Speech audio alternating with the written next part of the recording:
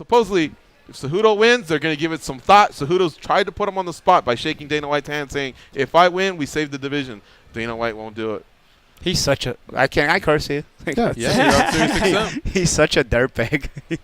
This guy. I don't know how nobody beat the shit out of him yet. Honestly. Now, what don't you like about Dana White? I think he's been fucking people forever. Like I've been hurt ever since I've started meeting MMA guys. Like, and I'm not gonna put anybody on the spot or mention him. I have not met a single person that fought for Dana White that had anything good to say about Dana White. I have not, except I can't really say I had a conversation with Conor McGregor about Dana White, but he's the only guy I see chumming around with Dana White as a fighter.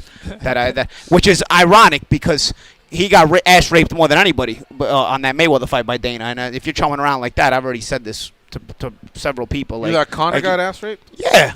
Half his money taken on the Mayweather fight by Dana White. Half his money. If I make $80 million and you take 40 before I have to pay anybody else or anything, buddy, we're fighting. Like, I'm fighting you. You know what I'm saying? And I'm definitely not going to chum around and be buddy-buddy with you. That's for sure.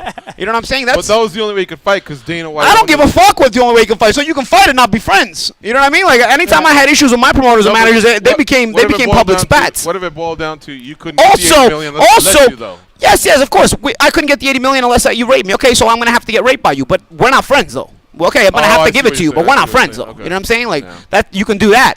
And also, he's basically the biggest star in the sport. So you have the ability to help other fighters. You have the ability to, before I got into this spat with Conor McGregor, on social media, I was kind of pushing with guys like Kong Lee and Randy Couture to put the Muhammad Ali Act in MMA. You know what I'm saying? Because I felt bad for these guys. You know, I used to always say, if you fight to make a living fighting, it's a hard way to make a living. Combat is a hard way to make a living, no matter what sport. Kickboxing, Muay Thai, MMA, boxing, whatever if you fight to make a living, it is a very, very difficult way to make a living. So I feel like, you know what, these guys don't have the Ali Act, and this guy's a dishonest prick, you know. So you need the Ali Act in MMA, and I was kind of like posting about it with back in what Kong Lee was posting and whatnot, and then I got into the whole McGregor situation, and I saw the whole world of MMA come after me, and I said, you know what, fuck these guys, bro. You know, I don't need to help these guys. They can help themselves. You know, and no disrespect to you. But if you don't have if you're gonna back your own, even the fighters were trolling me. So if you're gonna back your guy, even a guy that is applauding the guy who's fucking you, and shaking hands with him and hugging him, which is not helping your cause because you're not going to get to a better life because nothing's going to change. He could be the only guy that might make a change, and he's, instead of applauding, chumming around with the guy raping everybody, I don't know how anybody of these fighters even respect the guy, honestly. Like, I would have no respect for him if I was in the same sport as him, you know? Fighters in boxing, we have the option to hold out and take our promoters to court and do all this. Mikey Garcia, Andre Ward did that. You know, even though we missed time, and it's a big risk to your career because you may miss time, and then you're gonna be in court battling. But because of the Ali Act, there are laws that stipulate that you have to be paid a certain percentage or whatnot, contracts, whatever. And I can take you to court if I think you're being dishonest about it. And MMA, if Dana wants to make $100 million and pay you $2 million, he can do it. He can do it. He don't care if you generate $90 million of it. You don't have to take the fight. But if you don't take the fight, you don't fight. You know, you're under contract with the UFC. For so long, it's been people being blackballed when they do try and stand up for that. But that's why it's interesting right now. You guys heard much about the class action lawsuit. You got, I think, Randy Couture's involved, John Fitch. Mm-hmm. I keep hearing none of these guys. What's going on with that? You might know. With the class action suit, what's going on? I had a stance. Yeah, you know, it's a shame. I think they've gone through a discovery phase. It's a shame. Yeah, it's a shame because it's almost, you almost have to be a martyr because your career in combat sports is so small that if you hold out or get blackballed, you're gonna miss years. Like even in boxing, it's a risk when guys do this, but at least in boxing they can win in court. You know, like Mikey Garcia and Andre Ward missed like 3 years of their careers. You know, prime years of their careers. You know, and you know it can leave you pretty bitter, and you'd almost have to be a martyr to do it in MMA because in MMA you're looking to change all the rules. You know, like you need to change the rules, and like I said, I mean, I felt like before all of this, I was kind of like behind it. And you know, you look at any previous interview with me before the Conor McGregor situation, I backed it. You know what I'm saying? I gave MMA love and whatnot, and I still do. I mean, it's whatever. But as far as the community, I got to be honest. I got turned off by it. Not so much the fans, because fans are fickle. You know what I'm saying? Like fans, you know, boxing fans, MMA fans, they're all annoying pretty much. You know. So, but I'll say I don't care. I'll say it. You know. But But the fighters, you would assume the fighters know better because they're within the business, and they know better. But I was getting trolled by fighters like they were fans, bro. Like legit fighters. Like I'm not gonna mention names. Like I was getting trolled by fighters. On Twitter? I was getting I was getting trolled by like public. I was getting trolled by guys that like you watch on TV and like you're like they. One of them was a headline guy. You know what I'm saying? On like, Twitter. On Twitter, yeah. So like, can you say the name? You don't want to force me to look at it. Because if I mention the name, then I'm good. Then it's gonna be because because the arguments are like it was with Conor over boxing. So then people are gonna get into step in the cage. I don't need to step in the cage, bro. I go with my world and what we do in my world. And if you want to man up and talk about my world, like disrespect my world and disrespect me in my world, then we're gonna have a problem in my world. Like I'm not disrespecting you in your world. I always gave MMA love, and I always gave the mixed martial arts fighters and the sport of mixed martial arts love because, like I said, it's a combat sport and it's difficult. It's difficult way to make a living, but you also understand the skill level and everything else involved, of course. But if you're gonna come and go disrespect because you think you do MMA and you're all of a sudden you're a boxing expert and you're gonna come try to clown me on my page when I'm having debates on even debates that had nothing to do with Conor. The argument I had was over body shots. Somebody was talking about body shots in MMA and boxing. I was trying to go into the difference with body shots in MMA and boxing is that in boxing you have a more sustained body attack. You don't have as much of a sustained body attack in MMA because when guys get closer, you can grab. The instinct is to lock up. You know what I'm saying? And then you wind up on the floor and whatnot. So the body attack is more sustained than boxing because you can get a guy in your ass all fight, rip into your liver, and you can't lock up because the referee will just break you and it'll go back to you. So you're pissing blood. Not that you're not pissing blood in MMA if you take a bad kick to your liver, of course, but you're pissing. It's a more debilitating body. And anyway. That's irrelevant. The point of this with the conversation is I was having a conversation on my social media about this, and this guy chimes in and starts to say this and that. So if I gotta mention names, then then I've already got a beef with McGregor. I don't need more beefs with other people because I'll beat the shit out of all of them in boxing, and I'll admit they'll beat the shit out of me in MMA. But don't come to me in my sport and try to chime in like you know something because all you gotta do is put a glove to it, dog. You know what I mean? We can get in the ring and we can do it. Put a glove to it. You know what I mean? I will beat the shit out of you. And it's fine. And like I said, we can in the cage. I admit it. You know what I mean? I would never disrespect a mixed martial artist about their sport. I would never disrespect a Muay Thai fighter about their sport or a kickboxer or whatever. You know what I'm saying? Because and people say, oh, well, in the street. It's not about in the street, first of all, because we're not doing it in the street. This is the way we make our living. You know what I'm saying? And this is our business. This is the way we look to support ourselves, our families, try to make a future for ourselves.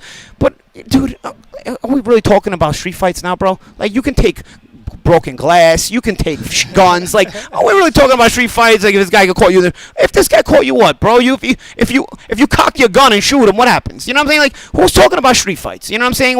We're talking about our business and each our umbrella and our. There's a root in combat, and then there's different branches: mixed martial arts, boxing, kickboxing, Muay Thai, whatever. And you respect all of them, which is the way it should be. They should all be respected, and I think. Like I said, I can't really tell fans what to think because they don't really know a lot. But I think the fighters, when it comes from the fighters, I think it's a little bit more disrespectful, and it was disrespected on a lot of levels because then, like I said, with mixed martial arts, you're defending a guy who was basically partially responsible for you being buried and not making any money. So I at the end of all that, I decided to say, you know what, my life is good. I'm set for life. You know what I'm saying? I'm good. These guys are hurting for money. They deserve. They deserve whatever amount of money they make instead they make a tenth of it. You know what I'm saying? And okay, and you don't have a choice. And you don't have. And you can't say anything, but I can back you. I can go after Dana White. I can be I'm a public figure. I can back you and go after it and say mixed martial arts needs the Ali Act and these guys need it. Since 2017, I never said anything again. I was just starting. I never said anything again, and I won't. They can do it themselves. And again, no disrespect to you, but obviously you're. Hey, I'm not a fighter anymore. I retired in 2011 from MMA. Yeah. I'm doing the bare knuckle boxing stuff now. So, okay. Yeah. Okay. So a little bit different.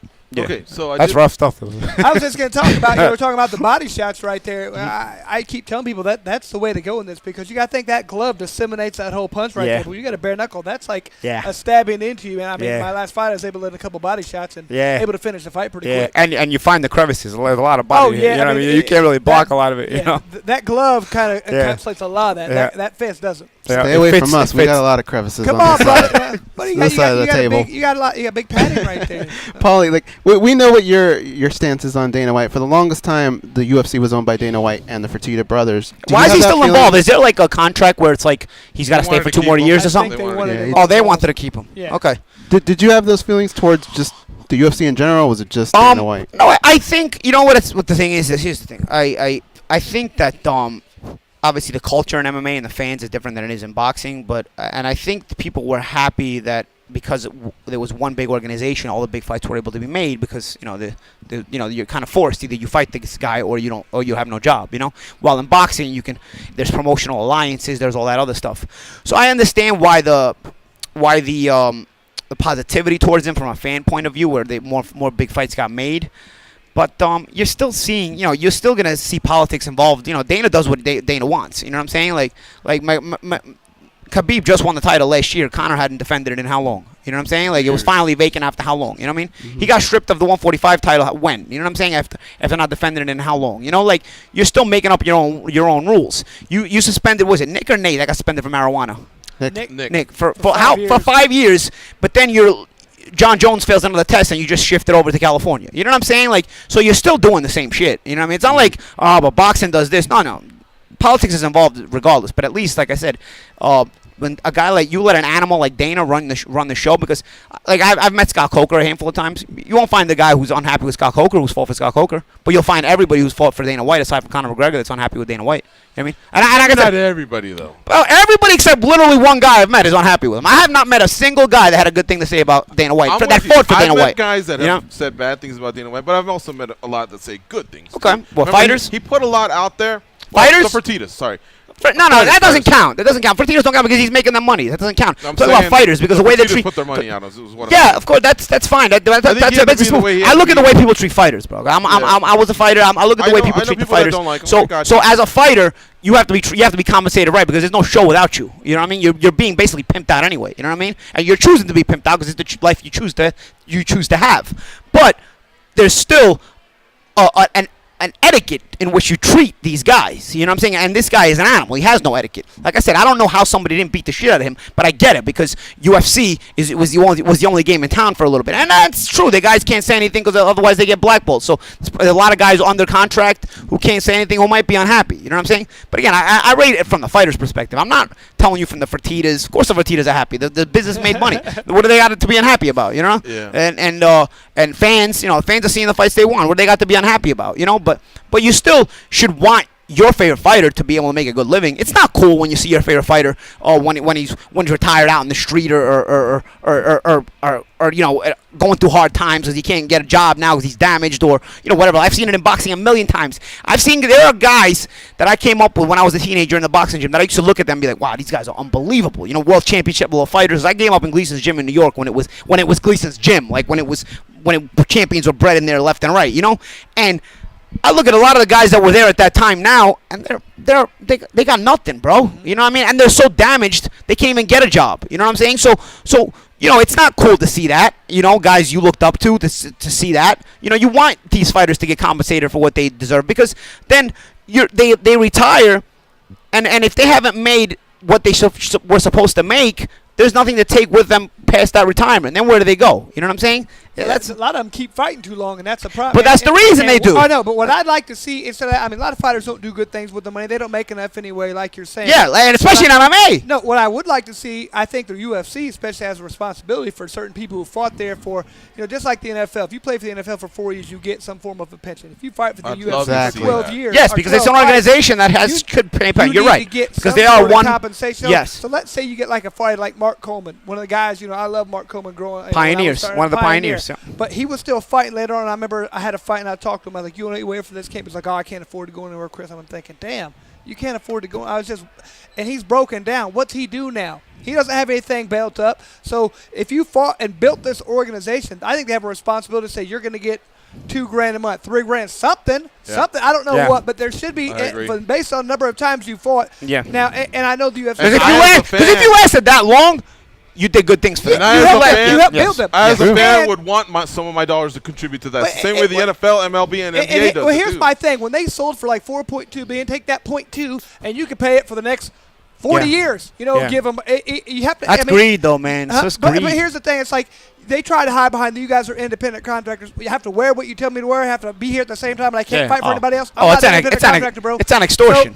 So to me, if they were really smart, they would take care of all these lawsuits. They could pay these people, you know, the people who need that money like that, and then they're not out in the street broke, are still trying to fight when they're 48 years old because they have to. I want people to be taken care of. I keep telling the younger generation, associate, you know, form a union, do what you got to do, but it's really tough in this sport. Of course, I get it. It is tough because, like you say, you get blackballed, and then where do you go? Oh, I can't fight for the next 3 years. But I don't know what, you know, like, if you see that, if you're a teenager and you see that, like, why put yourself in a position where you're dependent on mixed martial arts? Teenagers don't think like that. They think, I'm going to be the next John Jones, or I'm going to be the next Conor McGregor. I'm going to make $8 million a fight. That's what they think. They're not mature enough. But you don't look at, like, for example, like Conor McGregor, who's chumming around with Dana White, right? The Khabib fight, his base was $3 million. Granted, the pay-per-view sales were like astronomical, so he's gonna get another 20 or whatever on top of that. How is your base $3 million when you are the Mayweather of your sport? You know what I'm saying? Mm-hmm.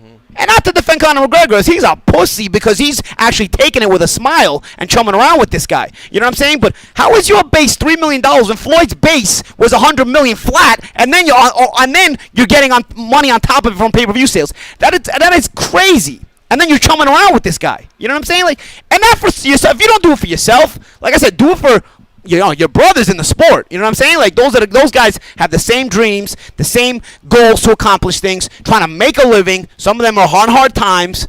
Do it for that at least. You know what I'm saying? Like, how are you allowing that? You know, $3 million base for the Khabib versus Conor McGregor fight. Conor's base was $3 million. You know, and he's Conor McGregor. And what did that show sell? It sold an astronomical amount of money. You know what I'm saying? Mm-hmm. So when we go back to the pension, when these guys are taking so much of this money, they're taking so much of the percentage of these sales and this money, you easily have a pension. Nobody even has to donate. They have it themselves already. They have it in the pot. I'm not a UFC cheerleader or a Conor McGregor cheerleader, but I think what's happened in this sport is what they have, and it's come from the UFC, is they don't want they've convinced the fighters that they don't want their money public. So a lot of the back pay, whether it's a discretionary bonus or a pay-per-view bonus, they've convinced doesn't matter. It's a bonus. It's not making a living. It doesn't matter. It's also not going to be life-changing, dude. It's not public. Conor McGregor probably made $50 million off the Khabib fight. You think so? Yeah. You think he made $50 million? Well, that's what the rumors are. That's a bullshit rumor. There's no way. I know the numbers. I know numbers in these businesses. There's no way, man. There's no way. If his base is $3 million, he didn't make more than $20 million more on the sale. I know it's only because, and that's only. It just works differently, Paulie. Bro, they're not giving him more percentage. If these guys are ass raping you on your purse, so you think there's no way. $3 million in pay-per-view cut? I think he made $3 million base, which is documented, and then I think he made another 20 on the sales. Okay. It could be 20. I mean, yeah. I've heard up to 50. I don't know. Not because it's impossible. It's impossible for you, because especially keeping in mind. Okay, I'm gonna explain it to you. Okay, you get pay-per-view points if you're a boxer or whatnot, and the pay-per-view points are whatever they might be for your main event. Okay, and they're negotiable. Okay. MMA, think about it from a common sense perspective. They're already raping you to begin with. Now all of a sudden they're going to open their pocket and say, we're going to give you a big percentage of your sales. You're going to get a big percentage. It's not like them. They don't want it public to the You have to keep in mind who you're dealing with, though. If these guys are raping you here, what are they suddenly going to be generous here when they would have wanted public? They don't want it public. They don't do it with all the fighters. They don't want it public if they're so generous. They only want it public if they fuck people. Come on, bro. It's common sense. Come on, common sense. They don't do it with all the fighters. I know they don't do it with all the fighters, but even the ones they do it with, they're not giving them those kind of points on the pay-per-view. Look at any champion. Connor did not make more than 20. If he even made 20. If he even made 20 more on that. Daniel Cormier will say 500,000. Yes, of course. Even my purses were like that. I get that. You know what I'm saying? Like, promoters don't want to pay the 20 million is so believable, but not 50. I mean, either way, because you're giving up too much points. It's based on the point system of the pay-per-view. You're generating 20 million on normal points. On normal points. Say the points split that he has with the promoter with UFC was average, okay? And because it's sold so much, he can make 20 million. But he didn't get it for a normal points. He's definitely not getting more than average. He's definitely not getting more than. They're not going to say, you know what, you deserve a 50-50 split on these pay-per-view. MMA gets less than boxing. No. It's not about for sure they get MMA less than boxing. I'm talking about the way they rape you. Okay, there's no way Dana's like, you know what, we'll only give you $3 million for this fight. That's not right. You know what? Your cut on the pay-per-view sales is going to be 75-25 for you. That's a well. We're talking about Conor McGregor though. We're talking He's about negotiated pretty good. Okay. Money for himself. Other fighters, you're right. Other fighters. I'm not talking about. He's still getting raped though, based on what he's supposed to be making. He's still getting raped. I get you. Other fighters are not making. What's yours is yours. What's yours is supposed to be yours. You know what I'm saying? Like, here's the question: how much do you think he made from the Floyd Mayweather fight? I heard from good sources $80 million, and I heard Dana took 40. So here's my question: what I heard too. Would you even think about doing another fight in the UFC if you're not going to get at least 27 million? I mean, I'm thinking, what's my incentive if I just made $50 million to do any other fight? Unless you're paying me an awful lot of money, I would think they'd have to. I mean, have to be some guy. I ain't doing it for $3 million. You can piss off. You know what I mean? So they have to be some kind of. I have to. The pay-per-view points, of course. You've heard Dana White play that angle to the mainstream media and say which angle? Because when the media, like when they go on the media shows, the mainstream media, not the MMA media, and they go, man, your fighters don't seem to make much. You don't. Your fighters don't make what the NFL they go in there and they negotiate 50%. 50% of the revenue goes to the players, 50% to and MMA it's a lot less. Rumors are of 10%, 15% or whatever, 12. and they get asked about that a lot. And Dana says, "Well, that's not what we pay him on the back end." Blah blah. That's his token answer. But what he's done is he's conditioned the athletes to believe in the fact that you know what, Chris, if the whole world knows you're making $8 million, guess what? Everyone's going to come after you. That favorite uncle we'll pay you one, and then so we'll give you a little bit here, and you'll get, and then you're like, oh, thanks. That sounds pretty good to me. That's his token answer that he gives. Sure. Now, some fighters like Conor McGregor, I know what he says. I know what I know what I'm selling. I'm going to get big on the back end, but he'll play ball because you know what? At some point, he was that guy that was making 20 and 20. Sure. And then all of a sudden you skyrocket. Okay. If that's the way it goes, so you're saying the back end is worthwhile. You're saying for some guys, not all. Very few. Okay. So the rest is what you see. And they can't talk about it and they can't do that. Okay, so why isn't a single guy who has retired from the Ultimate Fighting Championship, a single guy talked about that back end was really worth it? You know what? Those back end numbers were really worth it. Not a single guy who has retired. Because when you're retired, you can't burn it anymore. Okay, you can't be burned anymore. You're retired. Why hasn't a single guy, not one, a single guy who has retired from the Ultimate Fighting Championship said, you know what? Those back end money. They paid me this, but that back end money, that was sure worth it. You know why? Because it's not worth it. Because the first person that's really ever been is Conor. I mean, that's the first person who's had the power. I think. I mean. Nobody else has been able to manipulate. They kind of created a monster with Conor. Conor is a monster as far as generating money. But I compare it to is Floyd Mayweather. Okay, because you're the Floyd Mayweather of your sport, money generating power wise in terms of generating money, and it's not even close. Right. He's a pauper. Okay, compared to Mayweather. So that right there shows you he's getting raped. That right there, because you're generating the same kind of numbers, maybe even more at times, okay? And you're getting a small fraction of what Floyd was making, ultimately, okay? So, if he's getting raped, and he's the one with all the pull, he's the one with all the reputation, he's the one who's changing the game, and he's getting raped like that, trust me, they're all getting raped. They're all getting raped.